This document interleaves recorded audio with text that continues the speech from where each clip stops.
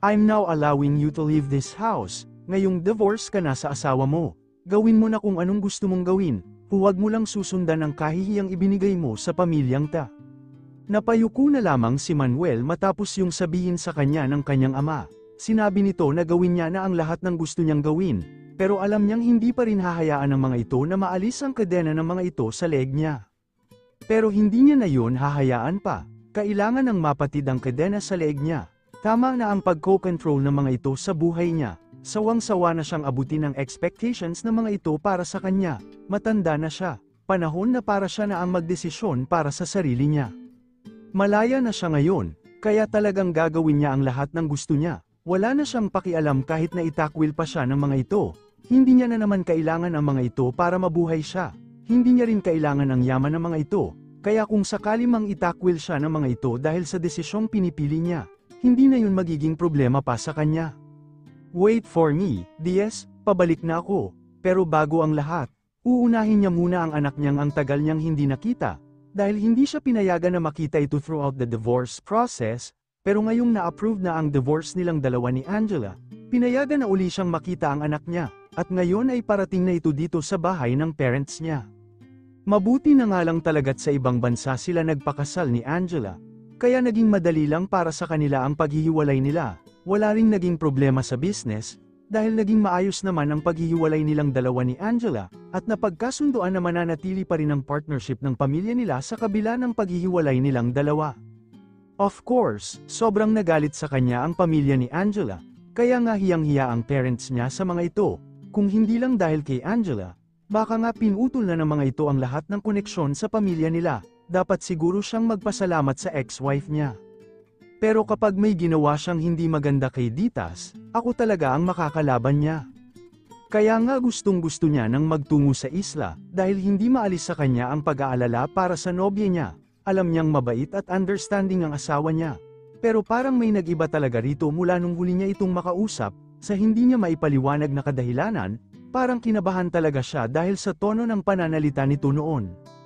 Kung ano man ang pinaplanong gawin ng ex-wife niya, malalaman niya rin yun. Ikinulong siya rito para hindi niya mapuntahan si Ditas sa isla. Tinanggalan din siya ng mga gadgets, para hindi na siya magkaroon pa ng contact kay Ditas. Pero ngayong malaya na uli siyang makalalabas, at nabalik na ang lahat ng mga gadgets niya. Hindi na siya mapipigilan pang balikan ang nobya niya sa islang yun, kahit ng mga magulang niya pa. Daddy, agad siyang napangiti nang makita na si Wafa na mabilis ding tumakbo palapit sa kanya. My baby, malawak ang ngiting salubong niya rito, at saka ito kinarga at pinupog ng halik sa mukha. I missed you, my baby, did you miss Daddy? I missed you so much, Daddy, where have you been? Ang sabi ni Mommy ay pumunta ka sa malayong lugar. Saan ka nagpunta? Hindi siya agad nakasagot, at saka malungkot na ngumiti sa anak niya. I'm so sorry, baby, marahan niya itong hinaplos sa ulo. Daddy made a mistake that hurted Mommy. I wish you could forgive me. Anong ginawa mo na nasaktan mo si Mommy? Ikaw ang dapat humingi ng tawad sa kanya, hindi sa akin. Sigurado akong mapapatawad ka ni Mommy, dahil mahal na mahal ka ni Mommy. Mahina na lamang siyang tumawa dahil sa kainuzentehan ng anak niya. Ginulo niya ang buhok nito at inilihis na ang usapan. Daddy missed you so much, so, where do you wanna go? Let's bonding together. You want that? Let's go to zoo. I want to go to zoo, masiglang sagot nito. Let's go to zoo, then, at saka na sila umalis at dinalangan niya ito sa lugar na gusto nitong puntahan. Binawi niya ang mga araw na hindi niya ito nakita at nakasama. Inenjoy niya ang araw na ito kasama ang kanyang nag-iisang anak.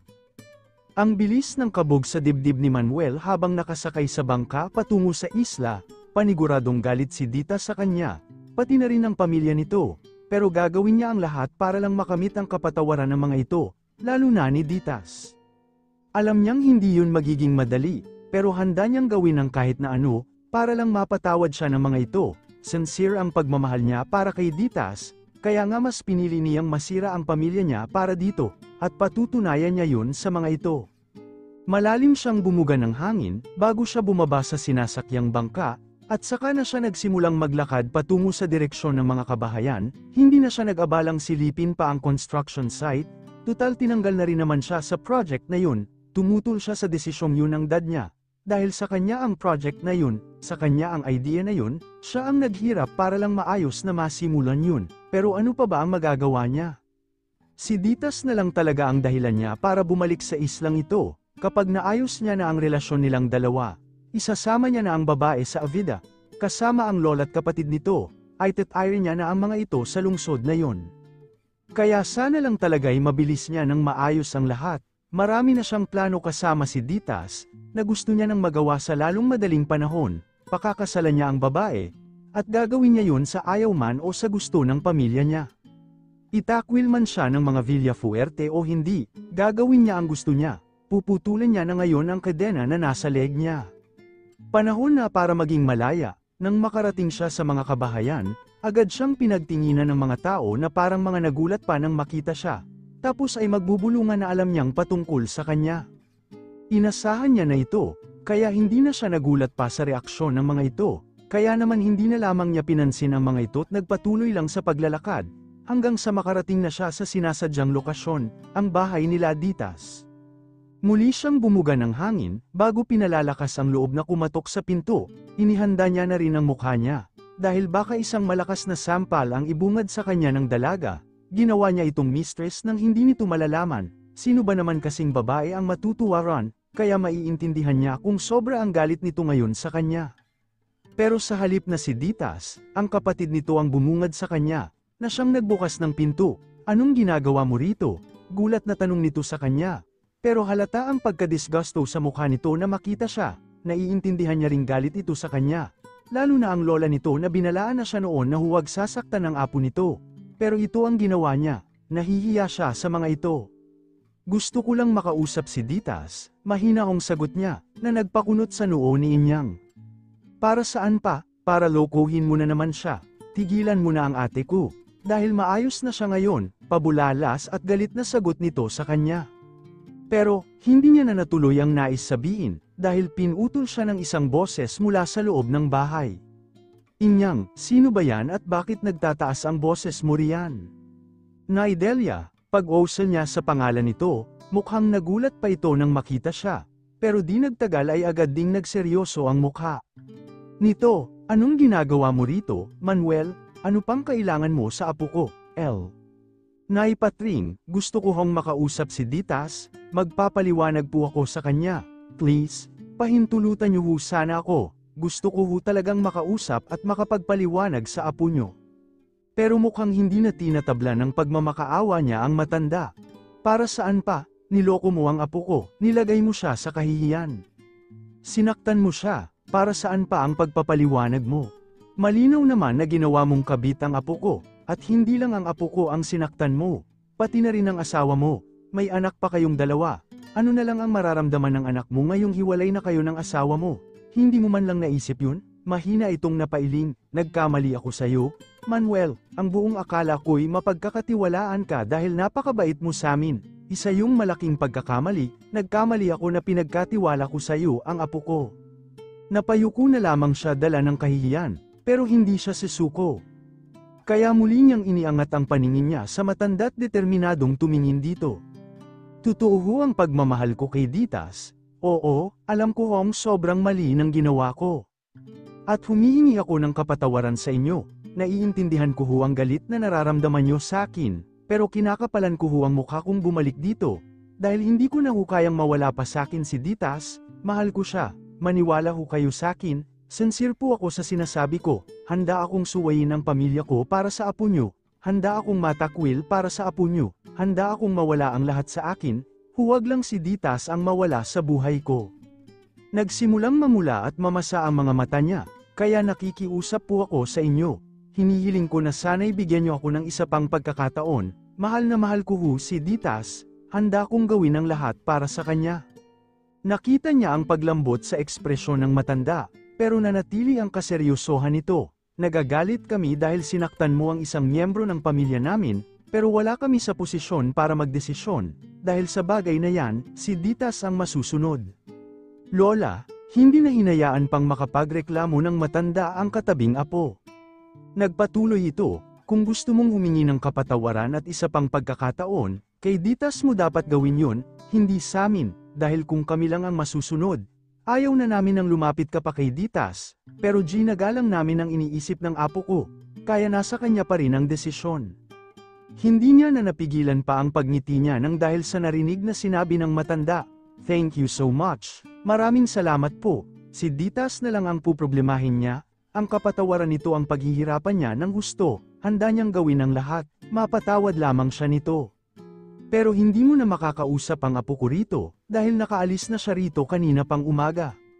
Nangunot ang noo niya sa narinig, saan ho siya pumunta? Sumama siya kay Ma'am Angela sa Avida, binigyan siya ng trabaho ng ex-wife mo, kaya wala na rito ngayon ang ate ko. Nanlaki ang mga mata niya dahil sa narinig, sumama si Ditas kay Angela, muling bumilis sa pagtibok ang puso niya, mukhang may binabalak na talagang gawin ng ex-wife niya. Bakit naman ito dadalhin sa Avida si Ditas, para bigyan ng trabaho? I doubt that, sigurado siyang may ibang dahilan. Kaya naman mabilis na siyang nagpaalam sa maglola, dahil kinakailangan niya ng makabalik sa Avida, kailangan niyang masundan si Ditas, hindi maganda ang kutob niya sa pinaplanong gawin ni Angela. Kailangan niyang mailigtas ang nobya niya, alam mo naman na super support ako sa plano mo, di ba? Pero, sigurado ka ba talaga dito? Baka itakwil ka ng pamilya mo dahil dito. Nilinggan ni Angela ang kaibigang si Sachi na kasusundo niya lamang galing airport, pinauwi niya ito dahil gusto niya present ito sa birthday party niya sa Makalawa. As if I care, I don't care kahit na itakwil pa nila ako at alisin sa family tree, I'm now richer than them. They need me than I need them. Mabilis niyang sinulyapan ang kaibigan, you know what I mean, right? Umawang ang lobby nito nang may maalala, dahilan para muli siyang matawa, habang ang mga mata niya'y muli niyang ibinalik sa kalsada. How come he forgot? Nakalimutan na ba nito kung sino siya? Hindi siya papayag na bumagsak ng ganun na lamang nang dahil lang sa gusto niyang maging malaya. Oh my God, Angelica, don't tell me, nasa iyo na ang half shares ng company, at tanging pagngisi lamang ang tinugon niya rito, dahilan para mamilog ang bibig nito sa gulat at pagkamangha. Oh my God, how did you do that, you? Kaya naman muli ay pabulalas na tanong nito sa kanya. Muli siyang tipid na tumawa bago simpleng sumagot, simple, I just had some talks with the stockholders. Tapos, boom, nakuha ko na ang kalahating shares ng kumpanya. Mga sakim din naman kasi sa pera ang mga stockholders ng kumpanya, kaya nang offer niya lang ng malaking halaga ang mga ito, mabilis nang ibinente sa kanya ang mga shares ng mga ito. Ngayon, hindi na siya basta-basta mapatatalsik ng pamilya niya sa kumpanya. Ikaw na talaga, Angela, when it comes to evilness, idol na talaga kita. Makikita nila siya bilang isang perpektong anak, pero, hindi siya kailanman magiging perpekto, ngunit, maaari siyang maging masama hanggat gusto niya. Anyway, dadalhin kita sa bahay na tinitirahan ko ngayon, and, you will meet Ditas there, be nice to her. Of course, kung pakikipagplastikan lang naman, carry ko yan. Inosente si Ditas, baka gold digger siya, dahil sa kanya ambitiousness, but, she's a real innocent lady, I can say that. Sa loob ng panahong nakasama niya ang babae, nakita niyang hindi naman pala ito ganoon kasama, sadyang nabubulag lamang ito ng kagustuhang makaalis sa hirap, sa katunayan ay napaka-inosente nito sa lahat ng bagay. Wala sa sarili siyang napangiti, and, I find that cute, natutuwa siyang nakikita ang kainesentihan ng dalaga. Hoy, ano yan? Nawala ang ngiti sa lobby niya at mabilis na napasulyap sa kaibigan niya nang bigla na lamang itong bumulalas. Dinuro nito ang mukha niya. Ano, yan? Why are you smiling? Pinanliitan siya nito ng mga mata. Naku, Angela, ha? Huwag mong sabihin saking nabihag ka na rin sa kamandag ng babaeng yon. What are you talking about? Are you nuts? I'm just using her. Yun naman kasi talaga ang totoo. Ginagamit niya lang si Ditas, para saktan ang taksil niyang ex-husband, at para na rin mailabas niya na sa lahat ang totoong siya sa tulong din ng babae. Talaga ba? So, why are you defending her? At bakit kung makangiti ka kanina parang in love ka? Naku, Angela, huwag ako. I know you too well. Hindi mo na ako maloloko.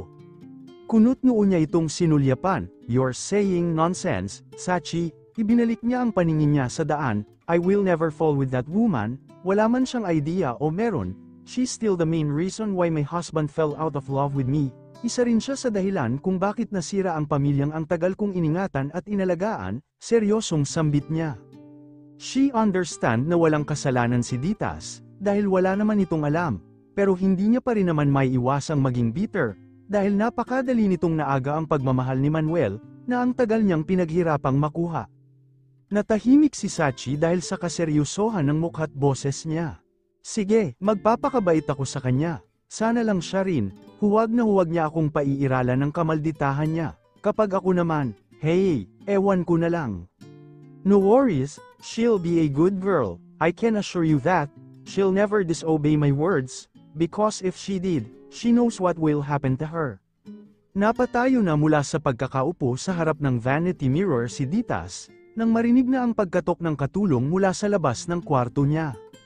Ma'am Ditas, narito na ho si Ma'am Angela at ang bisita niya. Susunod na ako, kaya naman sagot niya rito, at saka muling tumingin sa salamin, para muling tingnan ang sarili niya. Napangiti na lamang siya dahil sa ayos niya, mukha na talaga siyang mayaman. Bumugas siya ng hangin, bago siya nagsimulang maglakad palabas ng kwarto, para harapin sa sala si Angela at ang bisita nito. Banilinan siya kanina ni Angela na magpakabait sa ipakikilala nito, dahil matalik na kaibigan daw nito ang bisita nila ngayon. Kaya bawal siyang magmoldita ngayon, inutusan siyang magpakabait ni Angela kaya kailangan niyang sundin yun, kundi baka ibalik siya putikan. Mahirap na, hindi niya na gustong bumalik pa sa hirap. Nang tuluyan siyang makarating sa living room, naabutan niya sina Angela at ang bisita nito na nagkukwentuhan habang magkatabing nakaupo sa couch. Tiningnan niya ang bisitang lalaki mula ulo hanggang paa. Ang gwapo niya, hindi naman siya nagulat dahil wala naman sigurong kaibigang pangit si Angela, pero hindi niya inasahan na isa palang gwapong lalaki ang ipakikilala nito sa kanya. Napanguso siya habang nakatingin sa dalawa na masayang nag-uusap, sigurado ba si Angela na kaibigan niya lang ang lalaking yan? Sa paningin niya kasi ay bagay na bagay ang dalawa, gwapo ang lalaki, maganda naman si Angela, ito na ba ang ipapalit ni Angela kay Manuel? Hindi niya nagugustuhan ang ideyang yun. Paano na lang siya kung sakali girlfriend siya ngayon ni Angela? May ideya ba ang lalaking ito sa bagay na yun? Napakurap siya nang lumingon sa gawin niya si Angela, dahilan para mapalingon din sa kanya ang bisita nito. Bigla siyang nailang dahil sa biglang pagtingin sa kanya ng dalawa. Bakit ba siya nakakaramdam ng ganito? Kaya naman nagtaas noo siya at matamis na ngumiti sa dalawa. Hindi siya dapat nakakaramdam ng ilang kahit kanino, lalo na ngayong mayaman na siya tulad ng mga ito. Wala na siyang dapat ikahiya pa. Tumayo si Angela, at saka nakangiting naglakad palapit sa kanya. Hey, Ditas, bati nito sa kanya. At saka siya nilapatan ng halik sa pisngi, bago siya hinapit sa baywang at iginiya palapit sa bisita nila na tumayo rin mula sa pagkakaupo para salubungin siya. Hi, Ditas, it's so nice to finally meet you. I'm Sachi, by the way. Mabilis niyang tinanggap ang kamay nitong sobrang lambot. Nahiya na naman tuloy siya bigla, dahil ang kamay niya ay hindi ganon kalambot dahil sa kalyo, sanhi ng pagtatrabaho niya. Pero hindi niya yun pinahalata't matamis na ngumiti sa lalaki. Nice to meet you, Sachi. Mahinang pinisil ni Angela ang baywang niya, bago muling nagsalita. Sachi is my best friend. He's also an engineer working in my company. And, I'm gay, I want you to know that sooner than later. Bakla siya. Umawang ang labi niya sa pagkabigla, at sa kanya wala sa sariling tinitigan ng lalaki mula ulo hanggang paa. Sa ganda nitong lalaki, hindi siya makapaniwala na isa pala itong bakla, hindi halata. Sigurado siyang maraming umiyak at iiyak na babae rito, maraming nanghinayang at manghihinayang. Narinig niya ang mahinang pagtawa ni Angela, kaya napalingon siya rito. Mahina nitong kinurot ang pisngi niya. Karamihan talaga sa mga taong nalalamang gay si Sachi, ganyan ang nagiging reaction. Ibinalik niya ang paningin kay Sachi na naabutan niyang umirap kay Angela, bago ngumiti sa kanya. That's alright, Ditas, sanay na ako. Tipid na lamang siyang ngumiti tumango, wala namang problema sa kanya kung bading ito. Sa katunayan nga niyan ay parang nakahinga pa siya ng maluwag, dahil ang ibig sabihin lang noon ay wala itong ibang relasyon kay Angela bukod sa pagiging kaibigan. Hindi naman siguro siya papatol sa babae, di ba? Kahit nakapareho nito ay pumapatol din si Angela. So balak mong magtago sa asawa mo hanggang sa araw ng birthday mo? Kapapasok lamang nila sa guest room na itinalaga niya para kay Sachi. Nilinggan ni Angela si Sachi. I'm sure, nababaliw na ngayon si Manuel sa kahahanap sakin, para hanapin din si Ditas. Ngumisi siya, gusto kong masiraan muna siya ng ulo sa pag-aalala para sa mistress niya, bago maganap ang plano ko sa mismong gabi ng party ko, at saka graceful na naupo sa one-seated sofa na naroon, pinag-cruise niya pa ang mga hita niya at pinanatili ang ngisi sa mga labi niya, habang nakatingin kay Sachi.